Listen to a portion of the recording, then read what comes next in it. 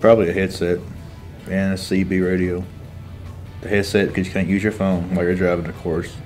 But the CB is a lifeline to other truckers, locations, reroutes.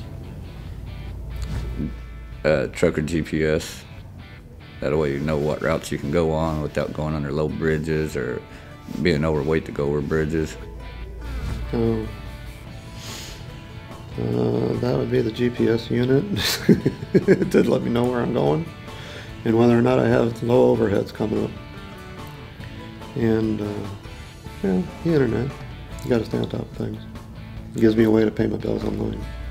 CB and a computer if you can have access to the internet.